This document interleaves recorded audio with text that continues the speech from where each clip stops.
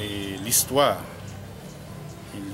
c'est pas de journaliste, c'est pas de peintre, je pense que c'est un historien ou bien un anthropologue, un ethnologue, parce que c'est une série de domaines qui en témoignent une sensibilité pour eux.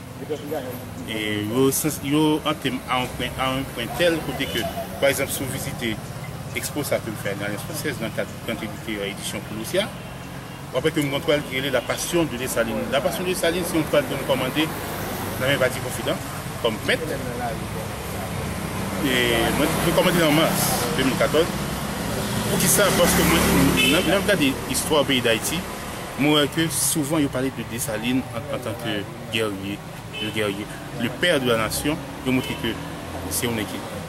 Un gladiateur. Mais il a ignoré, peut-être que c'est voulu, côté humain. Il a ignoré Dessalines en tant qu'être humain. Donc, moi, je demandé peintre là pour faire une toile, pour représenter notre père de la nation en amour. Et M.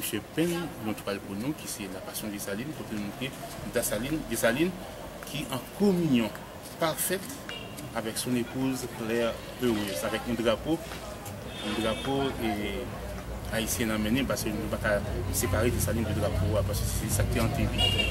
Donc même si l'on est amoureux, nous toujours mettez un drapeau dans la main.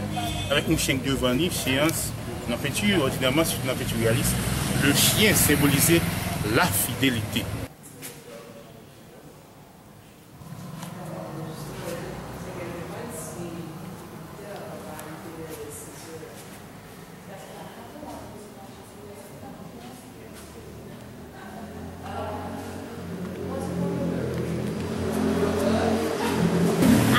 Le métier du livre, nous voulons vraiment donner un apport considérable dans la promotion de la culture, c'est-à-dire les différents genres culturels. Donc nous avons profité pour la rentrée littéraire de réaliser d'autres activités culturelles. Et voilà pourquoi on avait pensé vraiment à faire ce vernissage avec différentes toiles des peintres de Jacmel, du Sud-Est d'ailleurs. Puisqu'on parle maintenant, on vient de parler de l'exposition ici à l'Alliance française, donc suivez-moi, on va aller voir les tableaux.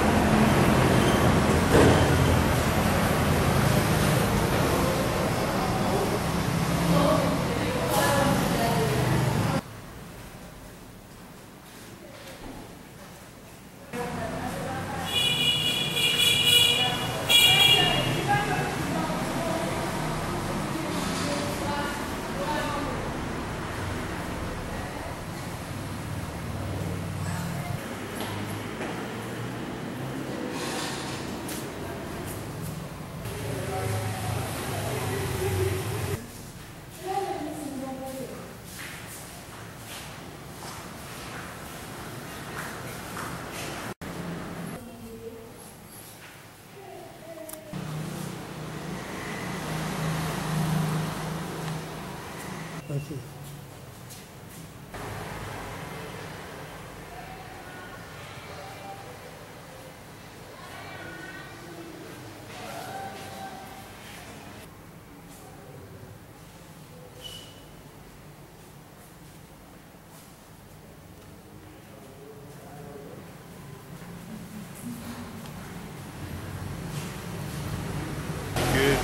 Jacmel, c'est une ville passée en Haïti qui a plus de peintres par kilomètre carré. Et à ma connaissance, et selon ça, moi, en tant que peintre, bien, pour moi, c'est une ville qui a plus de peintres par kilomètre carré. Est-ce que c'est un avantage? Moi, je pense que c'est un avantage. Peintre et artisan. Parce que tellement de peintres Jacmel, tellement d'artisans Jacmel, ça fait que Jacmeliens ont plus produits pour servir pour les acheter. Et ça fait que les gens souffrent. Par exemple, moi-même, c'est par passion que moi achète toile. Mais moi c'est peint tout. Moi c'est peint tout. Et il y a plus d'amis qui se peignent au lieu que acheter une toile. Moi-même, mais plutôt produire eux-mêmes, ils décorent la caillou.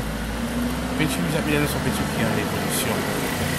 Par exemple, si vous avez des expositions comme nous, il y a une variété de styles et de genres de peinture qui sont du cubisme au réalisme, en passant par le naïf, le primitif, le figuratif, une diversité de styles. Donc, négatif, peinture japonaise sont peintures qui ont l'évolution. Et si il y a 50 de cela, de visiter une exposition japonaise, avec le dire, techniquement, peinture japonaise doit évoluer. Les éditions Paul Lucia, c'est une maison vraiment qui a déjà quelques années d'existence. Et à part notre mission d'accompagner les écrivains pour la publication de certains ouvrages, on veut aussi vraiment nous engager pour l'épanouissement culturel du pays. Voilà, donc on a déjà réalisé un projet mis à accompagner des jeunes talents, des jeunes écrivains. Et on a réalisé cette activité-là au cours du mois d'avril. Et cette année, et pour ce mois-ci, nous avons notre rentrée littéraire, notre première édition de rentrée littéraire. Et on va profiter pour initier un prix de Dominique Bertravé. C'était depuis le jour où je m'étais mis à pratiquer l'école buissonnière. Je me suis confronté aux éléments, à la mer, aux vagues de la mer. C'est ça qui fait de moi un poète.